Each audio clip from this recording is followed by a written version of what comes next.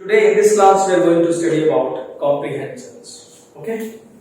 It is part of every competitive examination, be it MBA, BA, MSW, BA, BSc, BCom, whatsoever. Okay? Now what is comprehension? You would have studied in your lower classes, class 9, 10, 11, 12. Okay? In comprehension, you are given a passage or a group of a passage consisting of 2 or 3 paragraphs. Okay? Basically इसका structure ऐसा होता है जैसे एक page है,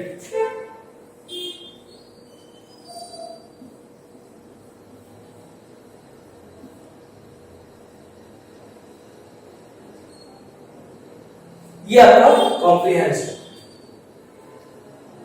एक छोटा सा पैसेज होगा या बड़ा पैसेज भी हो सकता है। ओके?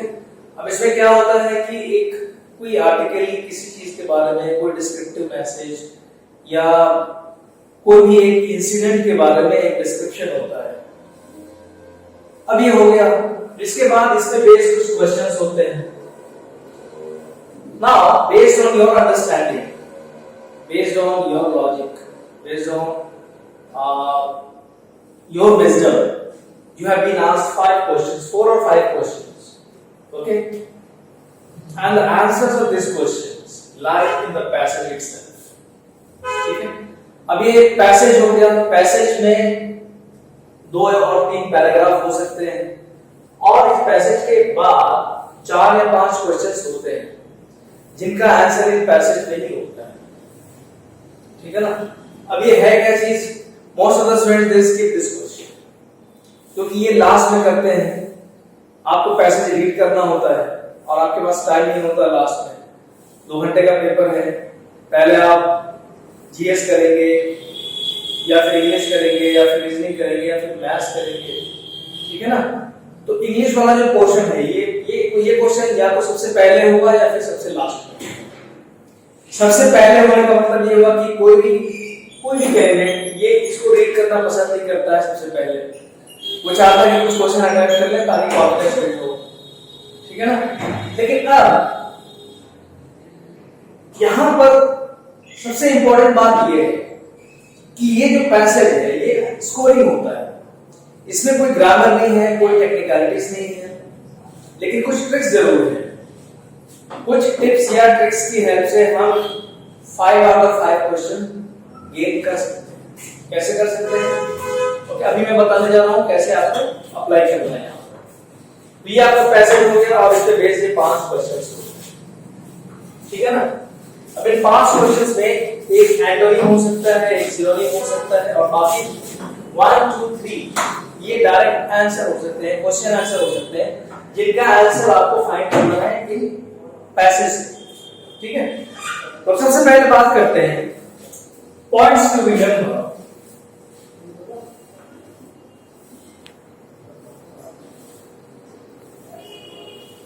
कौन कौन से पॉइंट्स आपको याद रखने हैं कॉम्प्रिहेंशन के क्वेश्चंस करने से पहले। Okay?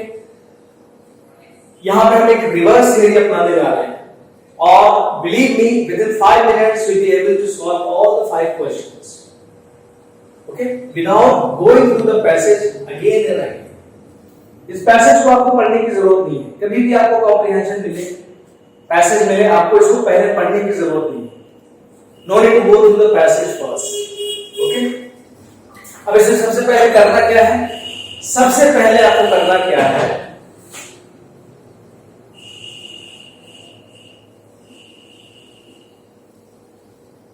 Read the questions once or twice। सबसे पहला ट्रिक, ये देखने में बड़ा ऑकवर्ड लगेगा लेकिन ये बहुत ही इफेक्टिव ट्रिक है। रीड द क्वेश्चंस वंस और ट्वाइस। कहने का मतलब ये है कि जितने भी क्वेश्चंस दिए हुए हैं सबको एक बार या 2 बार हमें पढ़ना है। जैसे क्वेश्चन नंबर 1 है, ओके? क्वेश्चन नंबर 1 है, इसको हम पढ़ेंगे, सेकंड को पढ़ेंगे, थर्ड को भी पढ़ेंगे, फोर्थ को भी पढ़ेंगे, फिफ्थ को भी।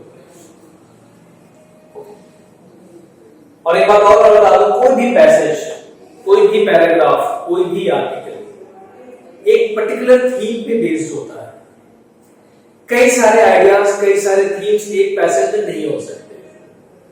फॉर एग्जाम्पल, अगर सॉफ्ट स्किल की बात हो रही है तो यहाँ जो भी कंटेंट दिया हुआ है वो सारे सॉफ्ट स्किल से रिलेटेड है। अगर इंपॉर्टेंस ऑफ एजुकेशन से रिलेटेड है तो सारे पॉइंट्स एजुकेशन से रिलेटेड होंगे।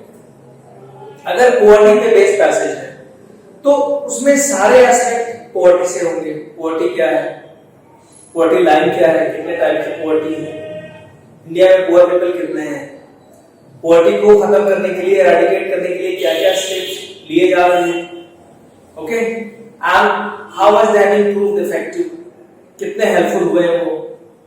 आ रही बात समझ में? तो एक सेंट्रल आइडिया होता है, ठीक है।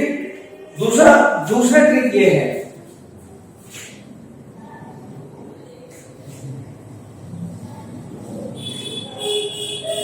trying to find out the theme of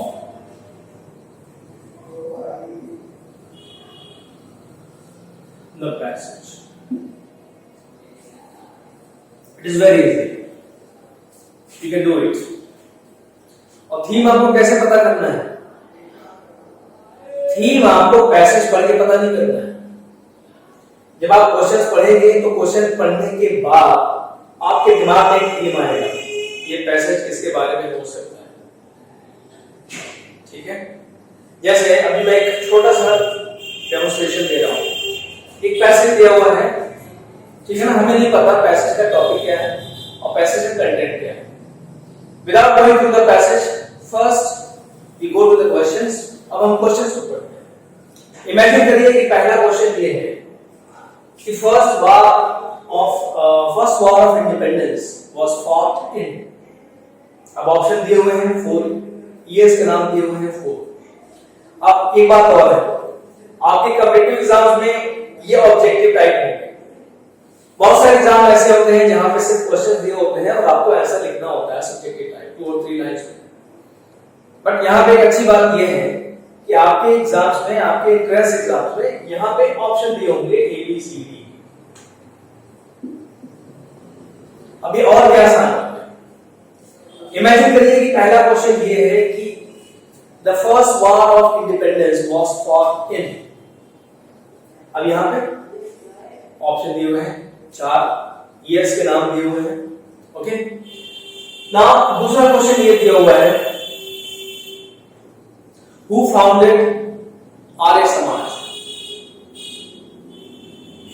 Okay. तीसरा क्वेश्चन ये दिया हुआ है कि Surat split occurred in. Surat split कब हुआ था? या ये भी दिया हुआ है कि मुस्लिम लीग वाज फाउंडेड इन। ठीक है ना, ये 4 क्वेश्चन दिए, ठीक है। और एक एंटोनिम या सिनोनिम दिया हुआ है।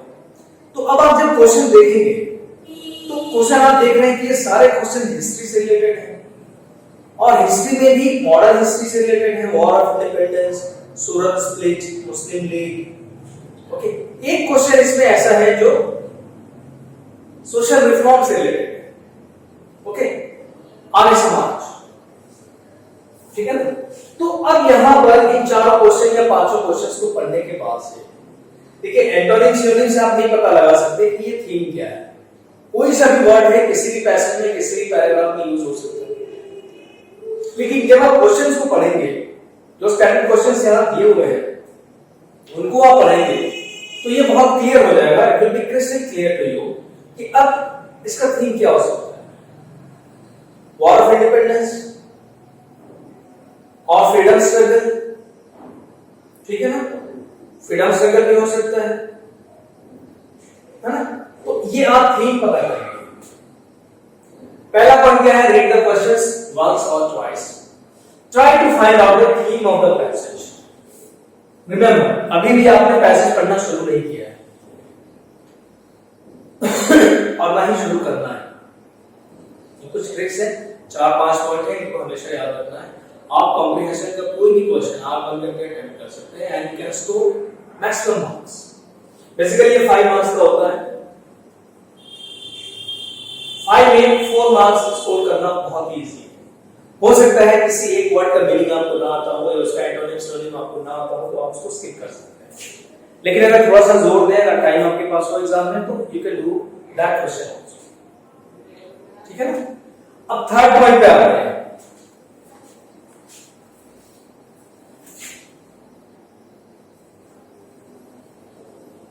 Generally, the answer of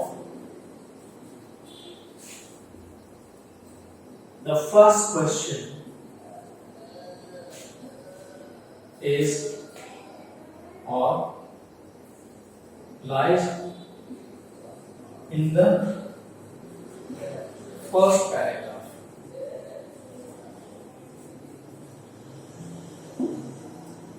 अब यहां देखिए, ये बहुत इंटरेस्टिंग बात है। यहां पर ये एक क्वेश्चन है। नॉर्मली क्या होता है, जनरली क्या होता है, ये रूल सारे पैसेज में अप्लाई नहीं होता। In most of the cases that means कि 90% ऑफ द पैसेजेस, जो भी पैसेज आपको दिए होंगे उनमें से 90% यानी 10% में ये रूल फॉलो नहीं होता। ये जो क्वेश्चन है फर्स्ट, इसका आंसर फर्स्ट पैसेज में होगा, फर्स्ट पैराग्राफ में होगा, और ये सब्सिक्वेंटली बढ़ता जाएगा। इसका आंसर इसके बाद नहीं होगा, थर्ड का आंसर यहां हो सकता है, फोर्थ का आंसर यहां हो सकता है। ओके, तो क्वेश्चन पढ़ना जरूरी इसलिए है कि जब आप क्वेश्चन पढ़ लेते हैं तो आपके जहन में क्वेश्चन बैठ जाता है, और जब आप पैसेज रीड करना, पैसेज आपको एक ही बार रीड करना है, रिमेंबर, ये सारे पैटर्न फॉलो करने के बाद से पैसेज सिर्फ आपको एक ही बार रीड करना है, और उसी एक रीडिंग में सारे आंसर अटेम्प्ट करते हैं, सारे क्वेश्चन अटेम्प्ट करते हैं। ठीक है ना? अब यहां पर क्या है, जैसे आपने पहला क्वेश्चन यहां देखा, अब जब आपको सारे क्वेश्चंस आ रहे हैं, सारे क्वेश्चंस आपने पढ़ लिए, तो जब आप पैसेज रीड करना शुरू करेंगे तो अब आप क्या करेंगे,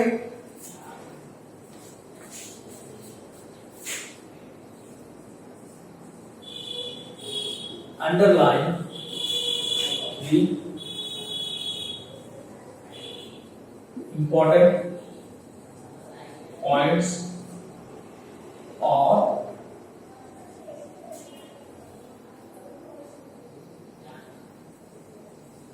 words।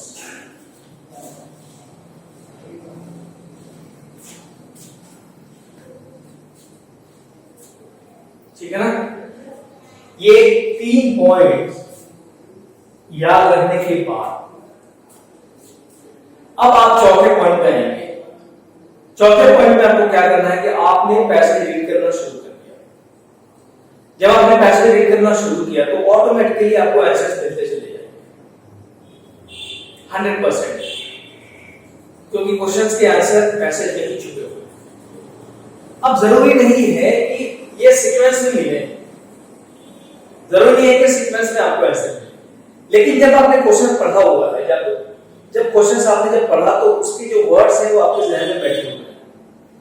अब आपको एक्ट करना है, आपको एक्ट करना है। अब रीड करने के बाद से जो जो इंपॉर्टेंट चीजें लगे वो आपको या तो स्टार मार्क करें या इसको अंडरलाइन करते हैं, और फिर आप ये देखें कि जो क्वेश्चन पूछा गया है उसका आंसर यही है, बिल्कुल यही आंसर होगा। ठीक है ना? तो ये रहे कुछ पॉइंट्स। पहले क्या करना है, रीड द क्वेश्चंस वंस और twice. Second one, try to find out the theme of the passage. Theme of the passage is the central idea of the passage. Topic क्या है, किस उन्वान पे है ये पैसेज, ओके, किसके बारे में बात कही जा रही है, ये जब आपको पता चल जाएगा तो आप खुद ब खुद भी कुछ पॉइंट्स ऐड कर सकते हैं। अब एक ट्रिक ये भी है कि कभी कभी क्या होता है कि जो क्वेश्चन दिया हुआ है उसका आंसर यहां पे दिया हुआ नहीं, अब क्या करेंगे, आंसर तो दिया हुआ है लेकिन ऑप्शंस में चारों ऑप्शन दिए हुए हैं जिनमें से एक सही ऑप्शन है। अब यहां पे आपका कॉमन सेंस अप्लाई होगा, ओके, ये रेयरली होता है लेकिन कभी कभी होता है ये अब जैसे एग्जांपल एक क्वेश्चन ये है कि when was Muslim league form, यहां पे ईयर मेंशन है 1960, 1916 में, लेकिन ये मेंशन नहीं है कि किसने फॉर्म किया है, फाउंडर मेंबर्स कौन से थे, ये मेंशन। लेकिन अगर एक क्वेश्चन यहां पे ये दिया हुआ है कि मुस्लिम लीग वाज फाउंडेड बाय, अब कुछ ऐसे ऑप्शंस दिए हुए हैं जिनमें से आपको पता ही नहीं, for example Mahatma Gandhi, Pandit Jawaharlal Nehru, okay, Liaquat Ali Khan, आज मौलाना आजाद। तो आप क्या करेंगे, देखेंगे Muslim League, it was a league founded by Muslims, okay, जब इंडिया पाकिस्तान बांग्लादेश सब एक में था। और आप ये जानते हैं कि 1960 में मुस्लिम लीग का फॉर्मेशन हुआ, ये इंफॉर्मेशन है जो यहां भी दिया हुआ है। अगर आपने हिस्ट्री थोड़ी बहुत भी पढ़ी होगी, मॉडर्न हिस्ट्री, तो ये पता होगा। और आपको ये पता होगा कि महात्मा गांधी बाद में उनको मुस्लिम लीग ने मेंबरशिप दिया था और प्रेसिडेंटशिप भी दिया था, ओके, नॉन कॉपरेशन मूवमेंट के दौरान। और यहां पर Pandit Nehru was not related, Maulana Azad he was not related, he belong to Congress, Liaquat Ali Khan, इनका कोई नाम था नहीं, पार्टीशन के टाइम इनका नाम आया था। And you better know that the persons related to Muslim leagues were नवाब सलीमुल्लाह, ये ढाका के रहने वाले थे, नवाब सलीमुल्लाह। और अगर मोहम्मद अली जिन्ना का भी नाम दिया हुआ है तो ये क्या टिक। अगर नवाब सलीमुल्लाह का नाम नहीं है तो, क्योंकि Nawab Salimullah was the founder of Muslim League, तो ये थोड़ा बहुत एक्सिलरी या रिलेटेड इंफॉर्मेशन होना जरूरी है, ठीक है ना, रिलेटेड इंफॉर्मेशन होना जरूरी। तो ये कुछ पॉइंट्स हो गए कॉम्प्रिहेंशन के। अब एक लास्ट में एक क्वेश्चन आता है एंटोनिम्स या सिनोनिम्स, एंटोनिम्स या सिनोनिम्स। एक वर्ड दिया होगा और आपसे पूछा जाएगा कि इसका सिनोनिम क्या है। कि कोई सा भी वर्ड किसी भी पैसेज का हो सकता है, यहां पे कहीं किसी भी लाइन का हो सकता है। तो जब भी आपको डिफिकल्टी हो पता करने में, तो आप उस वर्ड को जब आप पैसेज को रीड करेंगे, इन तीनों स्टेप्स को फॉलो करने के बाद से, तो आपको एक काम ये भी करना होगा कि जो इंपॉर्टेंट पॉइंट है उसको अंडरलाइन करना है। क्वेश्चन तो आपने पहले ही पढ़ लिया है, पॉइंट नंबर 1 में ही आपने सारे क्वेश्चंस पढ़ लिए। तो जब आपने क्वेश्चंस पढ़ लिए, ठीक है ना, तो ये सारे क्वेश्चंस आपके जहन में हैं, उनमें से एक एंटोनिम या सिनोनिम भी हो सकता है, ठीक है ना। तो जब भी आप इस डिफिकल्टी में हो कि आपको वर्ड का मीनिंग पता नहीं चल पा रहा है, एंटोनिम हो या सिनोनिम हो, जब उसका मीनिंग पता होगा तभी तो आप बताएंगे एंटोनिम या सिनोनिम। इसमें एक ट्रिक ये होता है कि आपको सेंट्रल आइडिया पता होना चाहिए, उस सेंट्रल आइडिया से रिलेटेड आप उस वर्ड को रिलेट करें, और फिर उसके बाद ऑप्शंस में जो नियरेस्ट वर्ड आ रहा है उसको आप टिक करें। आगे बढ़ सकते हैं, जो नियरेस्ट वर्ड आ रहा है उसको आप टिक करें, ये हो सकता है। तो this is all about comprehensions. You just have to remember these important points 1 2 3 4। कभी भी कॉम्प्रिहेंशन का क्वेश्चन करने से पहले आप क्वेश्चन को जरूर पढ़ें, पैसेज को नहीं पढ़ना होता है। पैसेज पढ़ेंगे आपको पता ही नहीं होगा कि क्या क्या पढ़ रहे हैं, क्या आंसर देना है। तो ये गोल्डन ट्रिक है, कभी भी आप क्वेश्चंस को पढ़ें, एक बार पढ़ें, 2 बार पढ़ें, जितना पढ़ सकते हैं पढ़ें, ताकि एक एक क्वेश्चन आपके जहन में हो। आप थीम पता करें, और थीम पता करने के बाद से now you can start reading the passage. And once you will start reading the passage, just underline the important points, okay? And slowly you'll start finding the answers. This is all about comprehensions. आपको sheet मिल जाएगी, I will provide sheet to the office. They will provide you, ठीक है ना? Hard copy आपको मिल जाएगी, आप practice कर सकते हैं, okay? And in case if you face any problem, let me know. We'll try to sort it out. Okay? So this is all about comprehensions. After this class, means after some times we'll start. And don't start, guys. Now we are going to discuss some important synonyms. Means similar words. I have written a group of words here on the board. One by one we are going to discuss them. Okay? Synonyms means similar words. Okay, before starting antonyms and synonyms, I would like to give you some suggestions regarding antonyms and synonyms. Don't waste your time in memorizing different words. Okay? It is futile. It is useless. जितना words आप समझ सकते हैं, याद कर सकते हैं, करिए. इनके ऊपर ज्यादा टाइम देने की जरूरत नहीं है. Out of 25 questions, 3 to 4, maximum 3 to 4 questions are asked from synonyms and antonyms. इससे ज्यादा नहीं. और ये मान के चलें कि आप out of 4 or 5 3 कर सकते हैं, तो इस पे टाइम ज्यादा वेस्ट करना बेवकूफी है. कोर ग्रामर पे आप ध्यान दें. जो वोकैब का वो पार्ट जो आप आसानी से कर सकते हैं, for example idioms and phrases, one word substitution. Okay, these you can do easily. Tense, subject, verb, active passive voice, direct speech. Preposition पे ज्यादा ध्यान देना है, कॉमन एरर्स पे ज्यादा ध्यान देना है. ठीक है ना? इससे क्वेश्चन ज्यादा आते हैं. ठीक है ना? और दूसरी सबसे बड़ी बात यह है कि मैं आपको 1 लाख वर्ड में यहां डिस्क्राइब कर दूं तो भी ये श्योर नहीं है कि उन्हीं में से क्वेश्चंस आएंगे exam. There is no limit of words. ये मिलियंस में है, तो आपको सारे वर्ड्स याद नहीं करने हैं. जो सिंपल वर्ड्स हैं, जो डे टू डे लाइफ में यूज होते हैं, ओके, वो वर्ड्स आपको याद रखने हैं. ठीक है ना? और ऐसे रटना भी नहीं. अगर आपको याद है तो ठीक है, नहीं तो फिर उसको रटने की जरूरत नहीं है. This way you waste your time. Okay? और कभी भी याद रखें, एवरेज वर्ड्स पूछे जाते हैं एग्जाम में. बहुत टफ या बहुत सिंपल नहीं पूछे जाते. एवरेज वर्ड्स, है ना, जो हमें और आपको जानना चाहिए. Now let's discuss abase. Abase means disgrace. Okay? Abhor. Abhor means what? Hate. मैं मीनिंग नहीं बताऊंगा, सिनोनिम बताऊंगा, क्योंकि एग्जाम में मीनिंग नहीं पूछा जाता है. मीनिंग क्या है? हिंदी में ऑप्शंस नहीं होंगे. ठीक है ना? तो आपको ये खुद समझना होगा.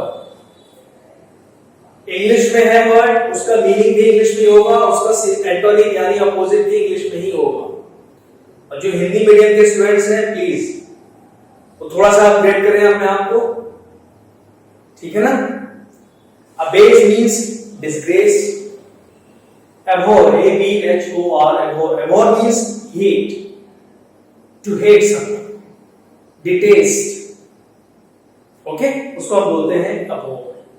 Abridge. ये बड़ा अच्छा वर्ड है, ब्रिज से बना है. ब्रिज ब्रिज को देखा ना, पुल. ब्रिज का काम क्या होता है? दूरी को कम करना, मिलाना दो छोर को आपस में. तो abridge का मतलब ये होता है to reduce the distance, to reduce the gap. ठीक है ना? To reduce the gap. Absurd. Absurd means foolish, awkward, weird. ये सारे synonyms हैं absurd. Accumulate. Accumulate का मतलब होता है to store, to gather. इकट्ठा करना, स्टोर करना, इसको बोलते हैं accumulate. Adoration. Adoration means worship or love. I have great adoration for you. That means I have immense love for you. Okay, adoration means love. Alien.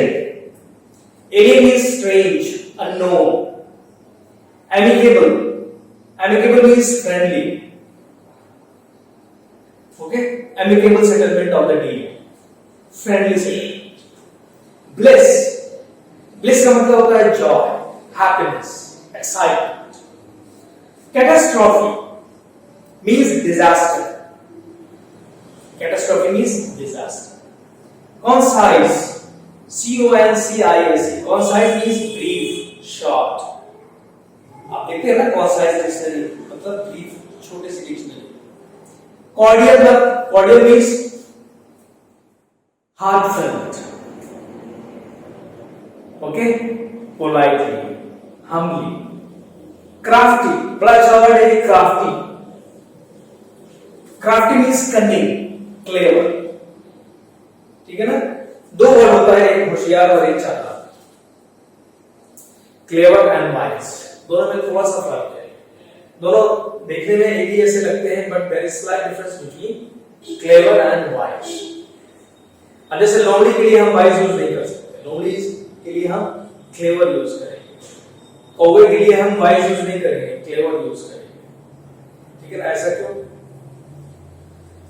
जब अकल का इस्तेमाल गलत कामों के लिए होता है तो क्लेवर होता है. जब अकल का इस्तेमाल अच्छे कामों के लिए होता है तो आदमी वाइज होता है. पॉजिटिव वर्ड है, एक दूसरा नेगेटिव वर्ड. क्राफ्टी का मतलब ये होता है कनिंग, बहुत चालाक, शातिर. Cynical means what? Misanthrope, pessimist. Denounce means condemn, criticise, बुराई करना या क्रिटिसाइज करना. Destitute means poor, needy. जरूरतमंद लोगों को, गरीब लोगों को हम डेस्टिट्यूट बोलते हैं. डेक्स्टिरिटी, बड़ा अच्छा वर्ड है डेक्स्टिरिटी मींस स्किलफुलनेस. जैसे हम कहते हैं ना कि ऑलराउंडर, तो डेक्स्टिरिटी का मतलब कि एक ऐसा आदमी जो अपने फील्ड का बहुत माहिर हो, हर चीज पता हो उसको. स्किलफुलनेस, बहुत स्किल्ड हो. इम्यूलेट का मतलब होता है इमिटेट, यानी कॉपी करना, नकल करना. फैंसीफुल का मतलब ये होता है इमेजिनरी, फिक्टिशियस, फॉल्स. फेकंड, बड़ा अच्छा वर्ड है फेकंड मींस होता है fertility. Fecundity of the soil मतलब fertility of the soil. Ferocious, barbaric, cruel. fictitious, false, imaginary. आप जब भी कोई मूवीज देखते हैं, फिल्म देखते हैं, तो फिल्म से पहले एक डिस्क्लेमर आता है. उस डिस्क्लेमर में क्या लिखा होता है? All the roles, stories and characters of this film are fictitious. काल्पनिक है ना? Fury means anger, angst. Garrulous means talkative, बहुत ज्यादा बात करने वाला आदमी. Talkative. Guilt, crime, sin, गुनाह. Humility, humbleness, politeness, simplicity. Intimate means close, very close. ये आप वीडियो पॉज करके मीनिंग लिखते रहे. ठीक है ना? Knavery is what? Artful, deceitful. Okay? Lethargy means inactive, lazy person के लिए हम lethargic यूज करते हैं. इसका उल्टा होता है active. Okay? Loath means to hate, to criticize, to detest का मतलब कि हेट होता है. लव का अपोजिट है लोथ, रिमेंबर. अब ऐसे याद होगा.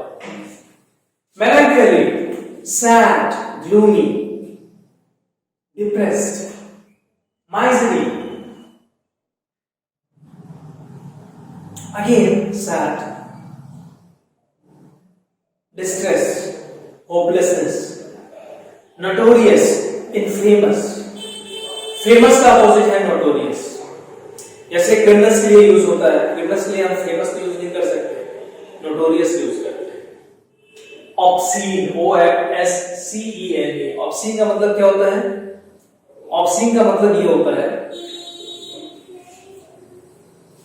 इंडिसेंट, न्यूडिटी, गंदगी, फहाश. उसके लिए हम ऑब्सीन का यूज करते हैं. Obsolete, outdated, old. ठीक है ना? ऑब्सोलीट. जैसे हमने वर्ड सब्स्टिट्यूशन में भी पढ़ा था ना कि वर्ड्स जो अब यूज नहीं होते डे टू डे लाइफ में उसको क्या बोलते हैं? Obsolete. Pious, pious means what? Religious. Sacred, sacred मतलब पवित्र, पाक, उसके लिए हम पायस यूज करते हैं। क्वीन, क्वीन मीन्स होता है strange, alien. Quest, quest means to search, to find. Remorse, remorse means repent. पश्चातावा होना, ओके, रिग्रेट फील होना, उसके लिए हम बोलते हैं रिमोर्स। सॉलिटरी, सॉलिटरी मतलब लोनली, अलोन, जैसे सॉलिटरी कन्फाइनमेंट, ओके, उसके लिए हम यूज करते हैं solitary, okay. So these were some of the words जिसका हमने अभी सिनोनिम्स पढ़ा, यानी इनके सिमिलर वर्ड्स हमने पढ़े। बहुत आसान है, I will provide you hard copy also, okay, आप ऑफिस से कांटेक्ट कर सकते हैं। और सबसे बड़ी बात यह है कि आपको बिल्कुल average day to day life में यूज होने वाले वर्ड्स को ही पढ़ना है। और रिमेंबर, इसका आंसर हिंदी में लिखा हुआ नहीं होगा या उर्दू में लिखा हुआ नहीं होगा, इसका आंसर इंग्लिश में ही होगा। तो अब थोड़ा सा आपको अपडेट करना होगा अपने आप को। It's not bad that you don't know English well, you can improve it. English बोलते हुए कोई फायदा नहीं होता है। We Indians we learn English, because it's not our mother tongue. इसमें बिल्कुल भी आपको कोई रिग्रेट फील करने की जरूरत नहीं है या इंफिनिटी कॉम्प्लेक्स में जाने की जरूरत नहीं है, बिल्कुल भी नहीं। बहुत अच्छी बात है। अच्छी बात इसलिए है कि आप लर्न कर सकते हैं, you can improve your English, और इसे कभी पीछे छूटने वाला नहीं है। अब ये शुरुआत हो गई यहां से। Throughout your life, whenever you face any interview, any entrance test, you will get this synonyms and antonyms, हमेशा मिलेंगे आपको। तो no need to panic, be relaxed, be cool, okay. आप थोड़ी सी मेहनत करें और लास्ट टाइम है, थोड़ी सी मेहनत और करेंगे, इंशाल्लाह you will improve yourself, okay. Thank you, all the best. इसके नेक्स्ट क्लास में अभी हम लोग पढ़ेंगे synonyms, okay. So thank you.